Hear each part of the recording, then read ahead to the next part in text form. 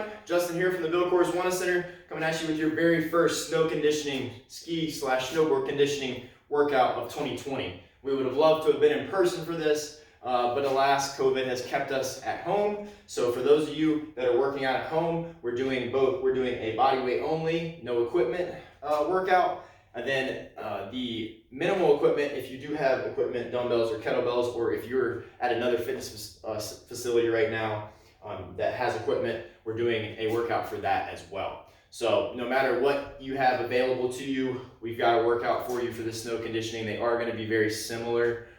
Each Monday and Wednesday we upload a new workout first thing in the morning, so be sure to look out for that. We're going to go ahead and get started with the warm-up for this snow conditioning workout number 1. No matter whether you're doing minimal equipment or body weight, you're going to be doing the same warm-up. So we're going to start on a wall. We've got a pole or something that works as well. We're going to do a couch stretch. If you've got a couch, you can definitely use that as well. Put your ankle up on where the seat is. And then we're going to try to get the knee as close to the wall as we can. Toe is pointed. I want to squeeze this glute of the back leg so that I feel a stretch through the quad and the hip flexors, which are typically very tight. Front knee is at 90-degree angle. If I need to, I can stay low if I'm already getting a really good stretch. If you have the mobility though, come up higher, keep that glute squeezed for 1 minute. 1 minute on each leg. Once you've done both legs, of course, you're going to switch to the second warm-up exercise, which is a knee pull to a hinge or single leg airplane. We're doing 10 on one leg, 10 on the other. If you lose your balance, just catch it again.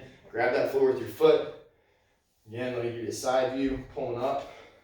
Then we're coming slowly into that single leg airplane.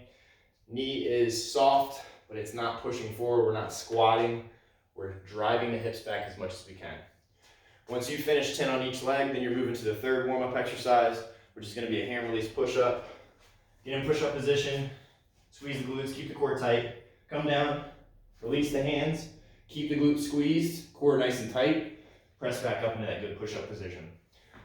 Once you get 5 of those, you're moving to the fourth and final warm-up exercise, which is going to be a deep squat with thoracic openers. Feet are hip width apart, toes are slightly pointed outwards. We're going to sink into the bottom, into what's also known as a third roll squat. From here, I'm going to grab the toe of one foot with the same hand. So left hand grabs left toe, and I'm taking the right arm.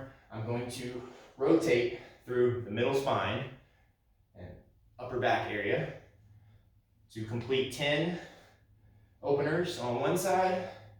Switch it up. Right hand grabs right toe, left, 10 times. Once you finish that, warm-up is done. We'll go ahead and get into the workout. For those of you that are doing body weight only, we are starting, and minimal equipment, we're starting with the same mini leg blaster sequence that was made famous by Mountain Tactical Institute up in Jackson Hole. So with that said, we're starting with, we're going through these 4 moves as quickly as possible. We're starting with 10 bodyweight squats. Hands come up to keep the back flat. 10 of these, try to get full depth. Then you're going directly into 10 forward step lunges, making sure the toe is pointed forwards. That's 5 on each side. Then you're moving to jump lunges, 5 on each side, 10 all together. Landing nice and soft. Knee touches the floor or gets very close to it. And then you're finishing that sequence with 10 jump squats. Okay? That is 1 mini leg blaster. Then you're going to move to the second exercise in the superset before you rest and complete 6 total sets. That second exercise, if you're doing body weight only, it's going to be a push-up to a row to a T rotation. Keep your hips up here. Don't let them fall when you're rotating. Come back to the start. Same thing on the other side. Make sure you're doing the row first. Squeeze, resist rotation, then rotate, straighten the arm. Every push-up, row, turn to that T. On each side is 1. You're doing 3. Once you've completed 1 set of both of those, that mini leg blaster sequence, and then the push-up to the T rotation. You're gonna rest 30 to 60 seconds. Repeat that same sequence for a total of 6 sets. For those of you that have equipment, you're gonna be doing a very similar move to that push-up to T, but it's gonna be using dumbbells or kettlebells. Dumbbells work best. Dumbbells are shoulder width apart. We're going to do a push-up, then we're gonna do a renegade row, resist rotation, keep the glutes squeezed, hold that arm up, then another push-up, row on the other side. The wider your feet are, the easier it'll be. The closer they are together, the more narrow your base of support, the harder it'll be. One push-up, one row, one push-up, the other row is 1. You're completing 3 for that if you have equipment to use. Once you finish those 6 sets, then you're gonna roll into the final trio of exercises in the second superset, where your first exercise is going to be a sissy squat. This is a quad strengthener, kind of a weird move, but you're going to need something to give you some support. So I've got the column or upright of a power rack here. If you had the door handle of a door, or you had a corner of a wall, that would work as well. You're going to keep your feet hip width apart, toes are pointed directly forwards. I want to squeeze my glutes. All the motion is going to come from my knees. I'm going to push them forward. My heels are going to come higher than my toes, and I'm going to come down as low as I can. Notice I'm trying not to bend at the hips as much as possible. We're going to shoot for 10 of these. If you have weights, this is a really hard move, so I suggest you try it with body weight first before you add something. But if you'd like to make it harder, or you have that weight available, hold it behind you, just in one hand. Same thing here.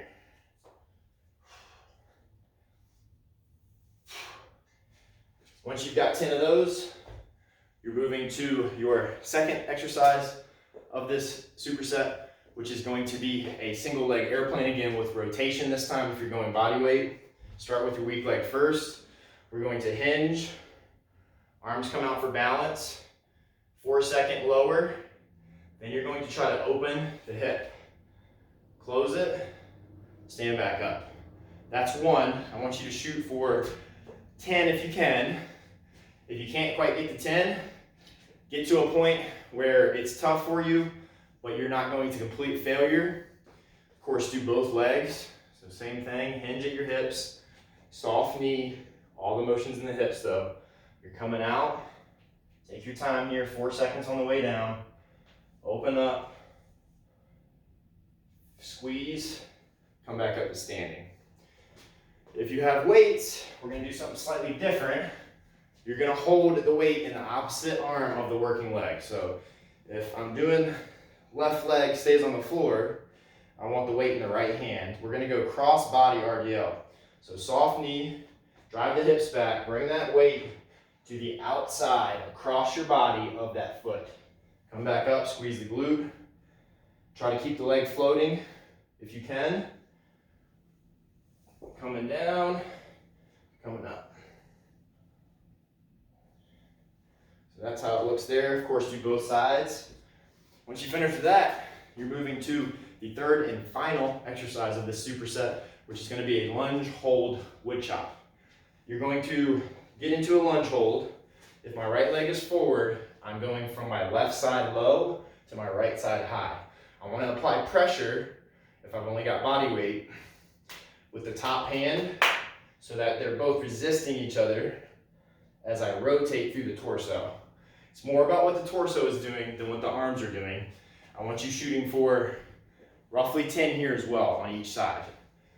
If I had weights, I'm going to just take one dumbbell or kettlebell.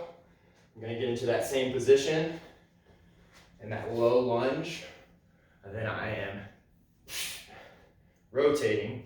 A big inhale at the bottom, exhale at the top. Once I get 10 on one side, 10 on the other, that will complete one full set. You're going to rest about 60 seconds before you go back into that, completing that same trio of exercises with your sissy squats for 10, your push-up, or your hinge to rotation, or your cross body, if you've got weights, for 8 to 10 on each side. Then your lunge wood chop. Complete 4 total sets there, and that will complete today's snow conditioning workout. So keep checking every Monday, Wednesday morning for the next workouts as they come out, and we hope it gets you ready for the slopes. Take care, y'all.